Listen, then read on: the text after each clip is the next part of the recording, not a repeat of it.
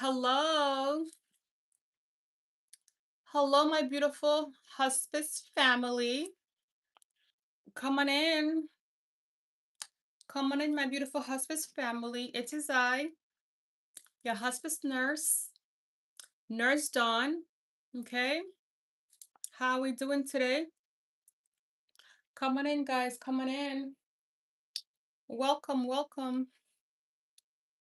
As usual, I pray that my internet will behave. Okay, say a prayer for me, and if it does not behave, I'm just going to come back again because I have to.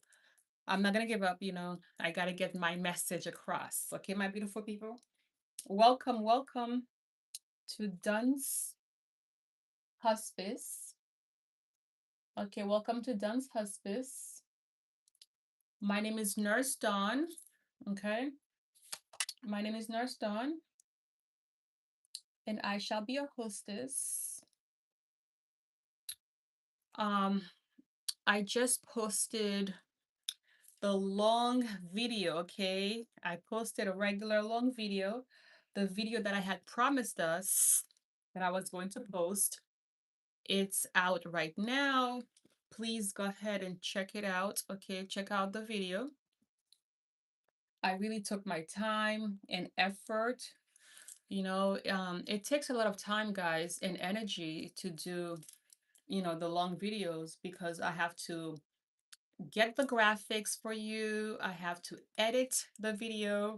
I have to speak, you know. Um, so it's like three things that goes on, so it takes a lot of time and effort when I make a regular video. But needless to say, I still love it. I love it. I love it. It is what it is, you know. It is what it is. Welcome, my beautiful people. Um, it's part of being a content creator. And of course, as you come in, my beautiful people, I'm going to ask you to please say hi. Okay, say hi. Let me know your name. Let me know where you're from. Um, Definitely let me know that you could hear me. I'm pretty sure you could, but just want to make sure you could hear me, okay? All right, my beautiful people. Hello, my beautiful people. Yay, I see you guys. Please say hi. Say hi. Let me know your name. Okay, let me know where you're from. My name is Nurse Dawn. Okay, I am your hospice nurse of 16 years. Okay, I've been a nurse for 16 years. This channel is dedicated to you, my caregivers. Okay, it's dedicated to you, my hospice family. Come on in, guys. Can you guys hear me just fine? Can you hear me? I think you can. Hello from New Zealand. Yay. Hello from New Zealand. How you doing today, my friend? What time is it right now in New Zealand? What time is it? I'm in the USA. US of A. I'm the US of A, my beautiful people. Come on in, guys. We are going to talk about hospice care, okay? I am a hospice nurse. I'm just getting my notes ready for us. Okay, I'm getting my notes ready. I just put in a long video. Okay, so after this live, go ahead and check out my video that I posted. Okay, it's about the top 4 symptoms, the top 4 symptoms to watch out for when somebody is dying, when somebody's at end of life. And that's what we are going to be discussing. Let me know, my hospice family. Are you currently a caregiver? Are you currently taking care of a loved one, who's dying? Or are you yourself a patient? Let me know, with a terminal illness. Um, my friend from New Zealand says it's 4:47 in the morning. Wow. How come you're up so early? Huh? What's the occasion, my friend? Wow, that is pretty early. My goodness. Um, but yes, my beautiful family, I'm just curious to know what's keeping you up. And of course, if you haven't had a chance to do so, please subscribe. Okay, subscribe, give this video a like, support this channel, okay, because this channel is for you. You know, this channel is for you. Okay, my beautiful people. Um, I dedicated this channel to you, my caregivers, to anybody who's currently taking care of somebody under hospice care, somebody who's dying at end of life. Okay. Um, please let me know your thoughts. Let me know your concerns. You know, I just want to hear from you. I'm here to support you. Okay. While we talk about these top four symptoms. Okay, we're going to talk about these top four symptoms. And of course, you know, let me know if you have any questions. Let me know, you as a caregiver, you as somebody who might be taking care of somebody under hospice care, or maybe you have a neighbor, right? You have a neighbor, you know, who's been, you know, diagnosed with a terminal illness, and basically now, you know, his or her wife or, you know, spouse is taking care of them. So let me know your experiences with somebody who's dying. So for those of you who's not sure about hospice, hospice means that you have a terminal illness. Okay, the doctors say the illness that you have, there's no cure for it, and the best thing to do is go home and be comfortable. And that's where myself, okay, myself and my colleagues as registered nurses, okay, that's where we come in. We come in and we help to take care of your loved ones. Okay. We help to take care of your loved ones under hospice care. All right, guys. And so we are definitely going to talk about the four signs. Okay. We are going to talk about the four signs of, you know, the top four signs of somebody who is dying, okay, of somebody at end of life. And let me know, you who's watching, if you had the experience of taking care of somebody who's under hospice care, and you know what has been your experience. Okay, let me know your experience, guys. All right, thank you for being here. I really appreciate you. I really appreciate you. How is your how are you guys doing? How's your day? How's your day going? Please talk to me. Talk to me, my beautiful people. Talk to me. I'm getting my notes ready for you guys, okay? You see? Um, Free says yes, Free. I definitely see a lot of death, okay? But the beautiful thing about it is that my patients are very comfortable. You know, they are not suffering. They're very comfortable, and that's what hospice does. You know, we manage your symptoms at end of life. You know, we manage your symptoms at end of life. So when the family enroll the patient under hospice care, that gives them a chance to have a peaceful past, you know, because we, the nurse, we are usually, you know, ahead of it. You know, we're ahead of the symptoms. So basically, the top four symptoms, okay, that families will see, that we will see at end of life, is that the person will be unresponsive. Okay, that's number one. The person will be more fatigued, more tired. Okay, that's number one. That's the number one sign, where I have had families call me saying, Nurse Dawn, my dad been sleeping all day. I can't wake him up, you know, even when I try to feed my dad, he dozes off, he's sleeping. What's going on? You know, that's usually the first sign that your loved one is at end of life, is that they get very tired, very fatigued, lethargic. You know, they sleep at least 18 hours a day.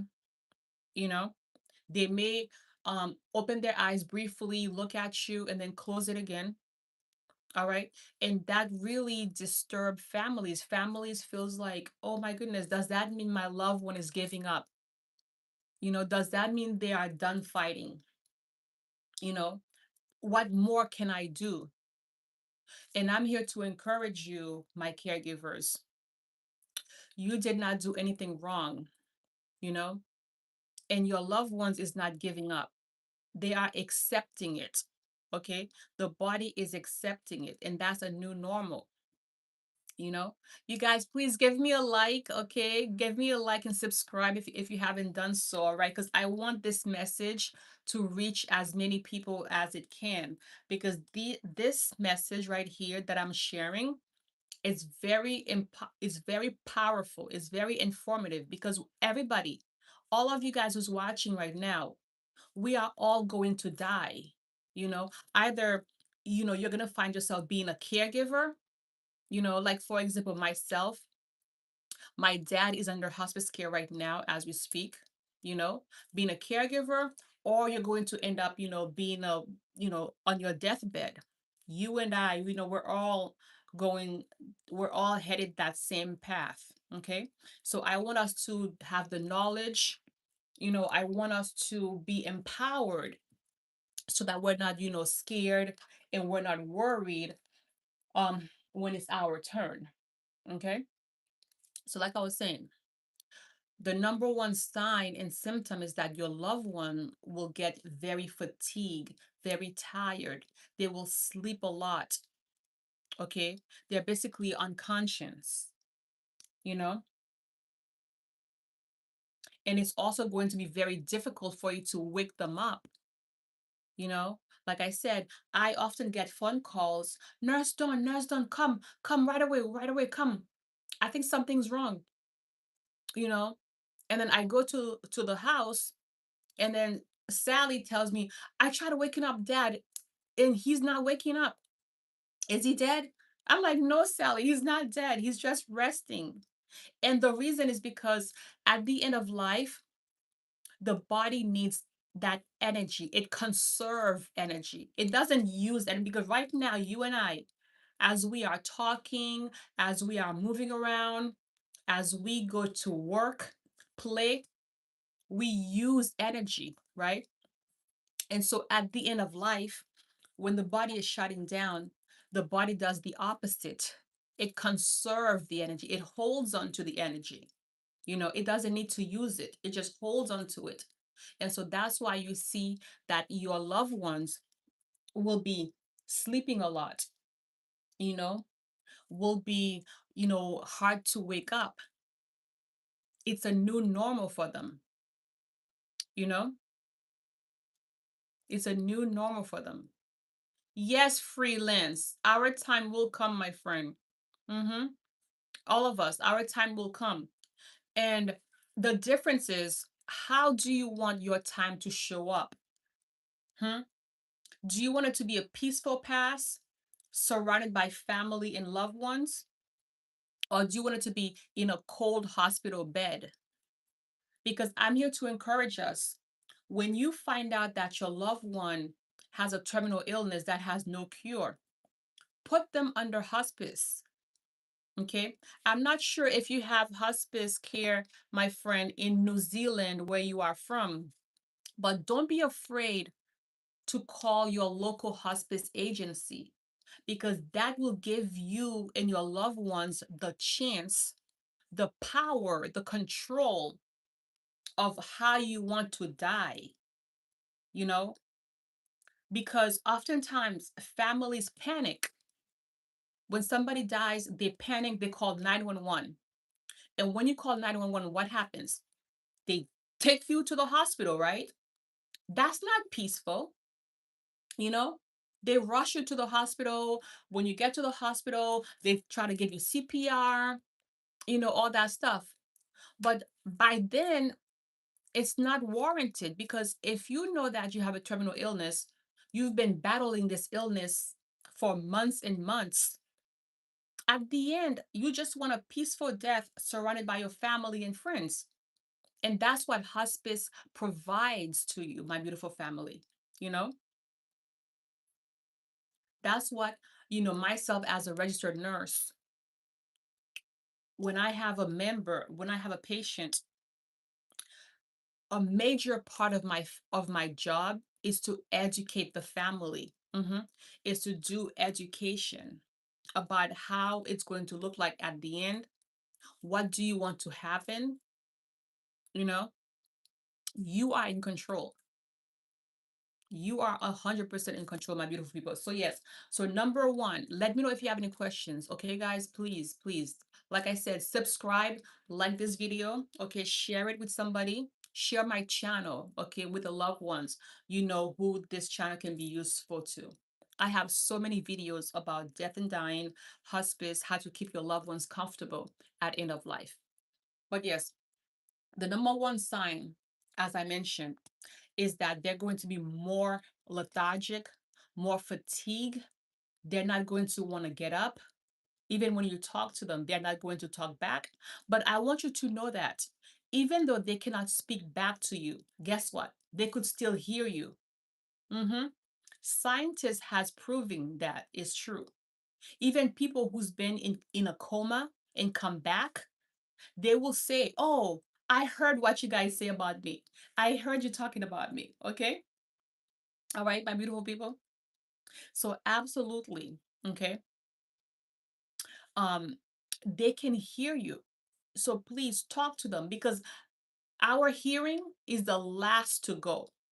Okay, our sense of hearing is the last to go. So they can hear you. Okay, they can definitely hear you. All right. And because they could hear you, I encourage us to use the words, I love you. Let them know, I love you, dad. I love you, mom. If it's your husband or wife, tell them, I love you, sweetie. You know, it's okay. I'm going to be okay. Because usually they are worried about us just as much as we are worried about them. And so it's okay to hold their hands and say, I'll be all right. I'll be okay. It's okay to let go. You know, it's okay to let go. And let them know that, you know, you will be able to carry on their legacy. Let them know that, you will never forget them. Just have regular conversation with them, even though they might not be able to talk back to you, you know but just the fact that they are still alive, that means their spirit is still here on earth. Their spirit is still with us. And that's why, to my beautiful hospice family, I really remind the family members, I remind the caregivers, don't say any crazy things around them. If you have something you want to speak that's not so positive, kindly step away from the room. Go to a separate room, where your loved ones cannot hear you. Okay? All right. Mhm. Thank you guys for your comments. Yes, freelance. I do believe in God. Of course, I believe in God. You know, absolutely believe in God. God is awesome. God lives inside of me, and God lives inside of you. Thank you, Chantel. Thank you, guys. Thank you, Chantel. Son, you are a director and a producer. I'm not sure what that means. Okay, guys. So, do you have any questions about the number one sign and symptom? Of course, guys, please subscribe. Okay, subscribe and give me a like. Okay, subscribe and give me a like. Let me know if you have any questions. Okay, so now we are going to talk about number two. Okay, we're going to talk about the second top, sign and symptom. Okay, of what happens when somebody is at end of life. Like, how can you tell? How can you tell that your loved one is ready, for end of life? You know, and the second one, just hello. I'm writing you guys a note. Hello, everybody.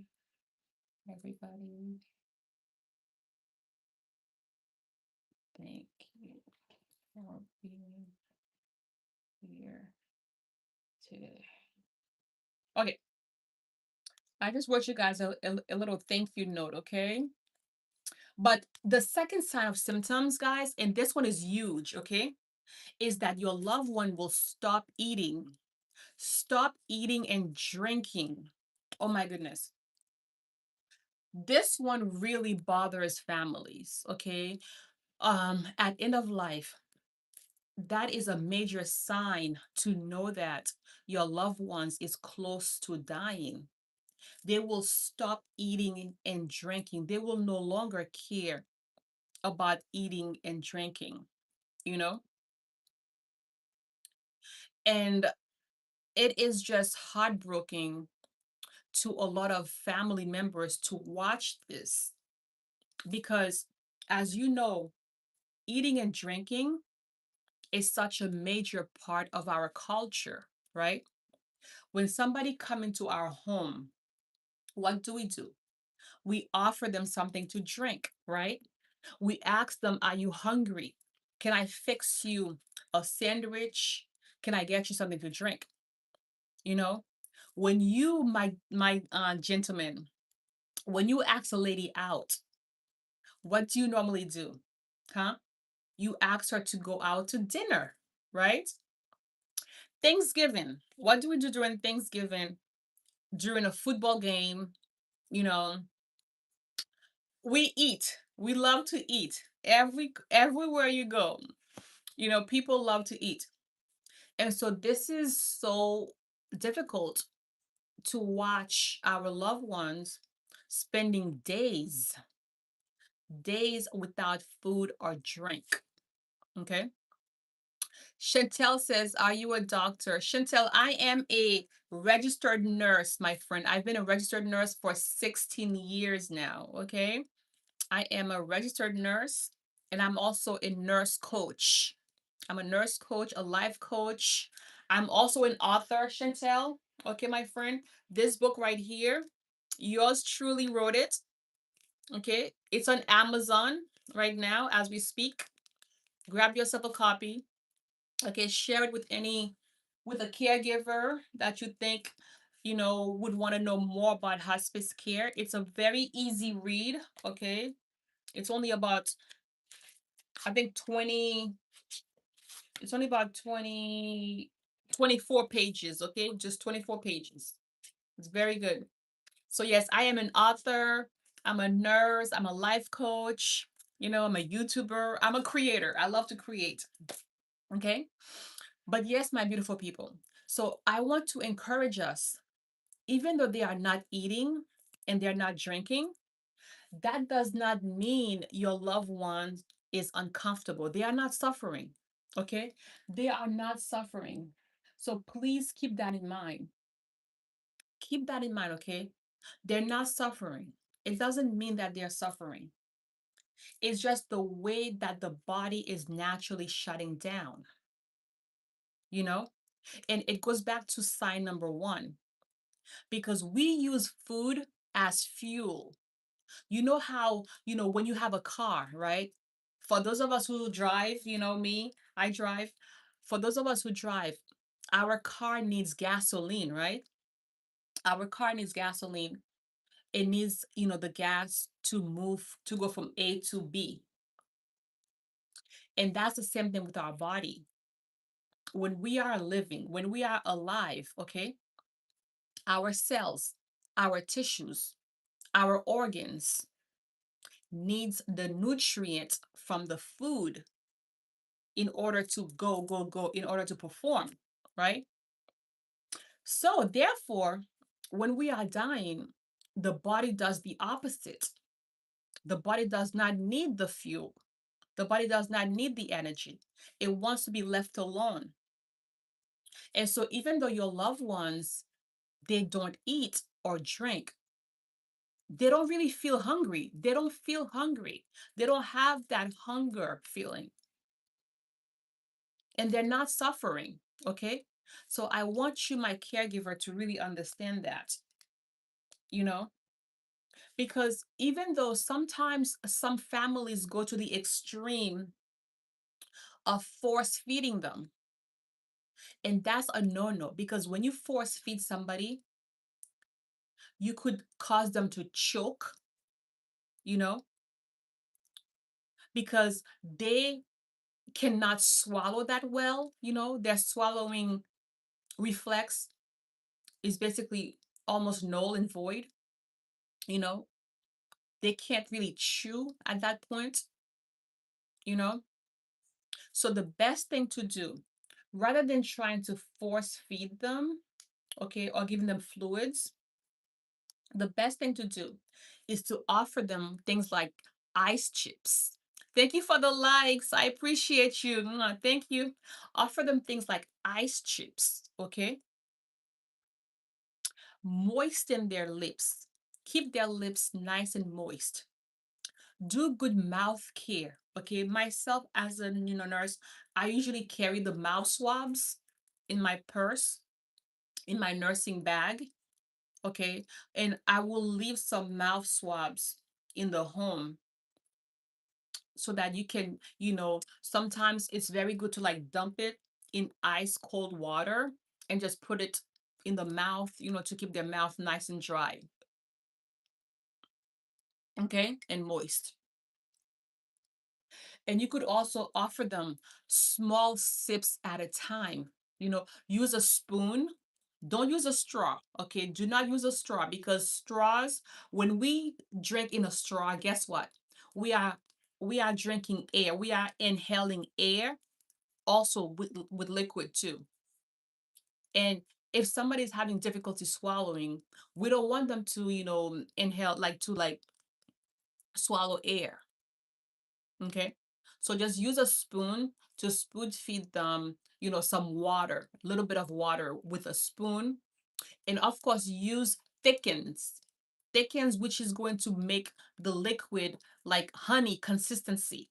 Use thickens, okay, in the liquid, stir it up, and then put it in their mouth. So if you want to give them a little bit of, orange juice or water or apple juice, pour the thickened powder in there. You could find that at CVS, you know, Walgreens, even the nurse could bring it to you, because they keep them in the office, at the nurse's office. Okay, they keep them in the hospice office, and the nurse would bring it to you. So you just stir that powder, okay, and then you spoon feed it to your loved ones. It's like thickened consistency, okay? So these are the things you can do to keep them comfortable, because at end of life, we focus on comfort. It's all about quality of life. Chantel says that your grandma. Oh, great. What is her specialty, Chantel? What kind of nurse is she? Hmm. So she must also see and have experience with death and dying. Hmm. That's awesome. Good for her. Okay, guys, do you have any questions about that? And like I said, I made a long video about this topic, okay? So please go ahead, check out my channel, okay? You will learn more about this, okay? But I wanted to come out here, just you and I, to talk more about it, okay? Okay, the third sign and symptom that you're going to notice, okay, my beautiful people, the third sign and symptoms is that your loved ones, their breathing pattern will change. Okay. What I mean by that is that, they might start to breathe rapidly, like, you know, sometimes it is described as like a fish out of water. Their breathing pattern will be very like fast. Or or you could notice that they will take long pauses and then breathe. They'll just stop breathing and then take a breath. Okay. Um, Also, you might hear like gurgling, like it's called a death rattle, that they'll do. And that really is scary for families. I mean, I completely understand that, because families get really worried, like, oh my goodness, is my loved one suffocating? What's going on? And that's where myself as a hospice nurse and my colleagues too, you know, because you get a whole team of people. You don't just get the nurse, you get the social worker, you'll get the hospice aide, you know, a spiritual care coordinator will come to your house. Sometimes there's volunteers, you know. So it's not just the nurse, it's like a whole group of people who's gonna be here dedicated to you, to taking care of you, okay, and your loved ones, okay. And so when the patient starts making these sounds, the family will ask me, Nurse Dawn, are they choking? You know, are they choking? What's going on? You know, like families will really start to panic. And that's where the education comes in. And I tell them, I let the family know, no, they are not choking. They are not having any, discomfort. Rather, what I teach us is I teach us to reposition the patient, okay? Put them on their side rather than don't let them lay flat, put them on their side so that when they are drooling, like when like the spit is coming out, the spit comes out to the side, it doesn't go back. Okay. Repositioning is also huge, guys. Put their head, elevate the head of the bed. And that's why it's good to put them under hospice care, because when they're under hospice care, the hospice agency can give you guys a bed. Okay, you will not have to pay a dime. You'll get a hospital bed. And the hospital bed, as you know, it reclines, right? The head goes up, the feet goes up. Okay, so always reposition them to at least 45-degree with their head up. Okay, so my friend Chantel says she does stuff kind of like, oh, anesthesiologist, that's how you you did good. You tried good. She would like wake up from the sleep after surgery. That is wow, she is good. She is smart. You go, girl. Yeah, grandma.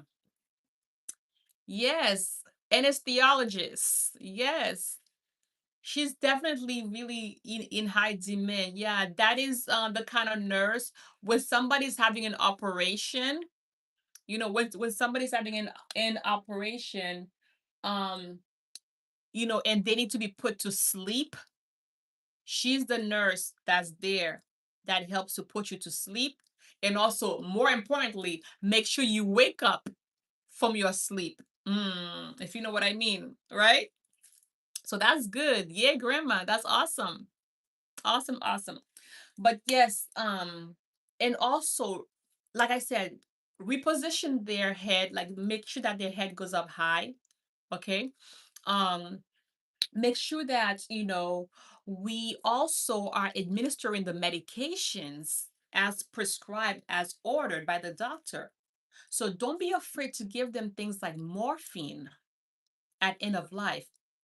And morphine, I have made so many videos, my caregivers, about morphine. Morphine has a bad rep, but trust me, it's good for breathing. It calms everything down, and it's also very good for pain. All right. So at end of life, the nurse will, encourage you to give the patient morphine that will help them from breathing like this. Okay. Also, there's a little drops called atropine drops or Levison. It dries out the secretion.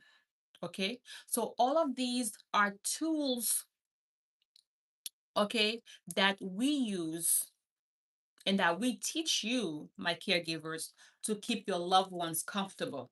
Okay. All right, guys. Any questions about the breathing? If you have experienced somebody, breathing with difficulties at end of life, and what did you do to help them to breathe more at ease? Let me know. Let me know, my beautiful people. All right. Um, and the other thing, okay, the last but not least, okay, the fourth, signs and symptoms, okay, is that you will notice a change in their skin. Yes, their skin will change. Okay. And the reason that is, my beautiful people, is because of their circulatory system. The circulatory system is compromised, meaning that blood is not pumping and flowing throughout the body like it's supposed to. All right, Chantel, thank you, sweetie. Enjoy your lunch, okay? Be sure to subscribe. Subscribe and be part of the family and come back, okay? Hit the notification bell, come back. All right, so that you'll know when I'm live again. I would love to hear from you. And also let me know, what do you do for work? Let me know. Okay? But yes, my beautiful people, their skin will change, okay? The circulatory system in their skin, and that's because of their heart. The heart is not pumping like it used to. The heart is compromised, you see. And you'll notice that their hands are very cold, their feet are cold. So that's why I encourage us to put, mittens or gloves. Make sure we always put socks. And speaking of socks, oh my goodness, um hold on, guys. Okay, just hold on 1 second. I need to get up and go look for something for y'all. Hold on. Give me a minute. Give me a minute. Hold on, guys. I'm coming. There, I'm back. Speaking of socks, guys, okay, these are the non-skid socks, okay? And I have these on my Amazon storefront, okay? I have these on my Amazon storefront, and I greatly encourage you to grab yourself, okay, these socks. If you have a loved one who's, has difficulty with walking, see, you see the grip? These are very, very good.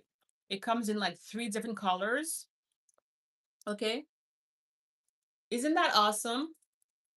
If you have somebody who has a high fall risk, okay, get them these socks, okay? And I wear them myself. Like, this is like my second box, okay? They come in 3 different colors. All right, see? When somebody is not steady, is unsteady with their feet, these socks, and it's so soft. It's so soft, you know. Get them these socks. Get there on my Amazon storefront, okay?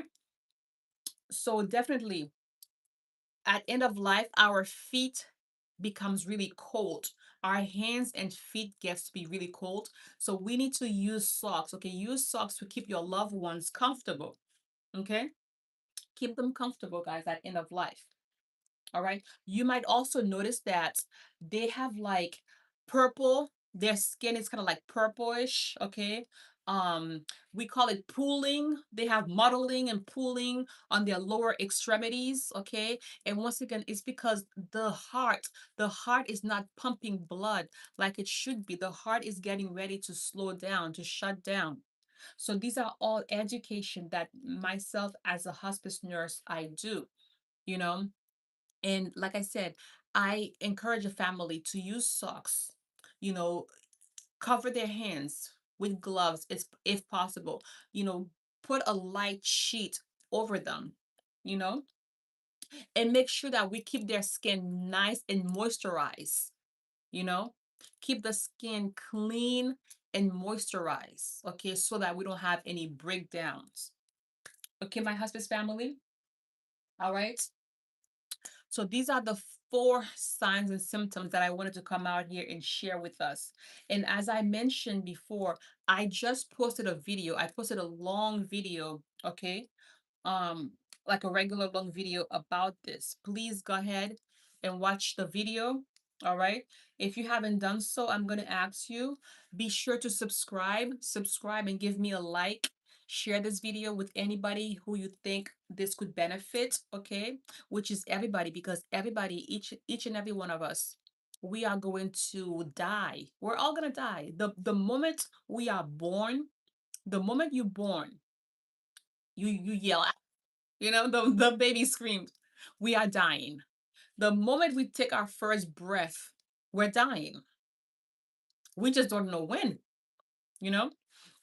So please share this video, okay? Let me know your questions, all right? I am a registered nurse, an end of life hospice nurse, been a nurse for 16 years. I love what I do.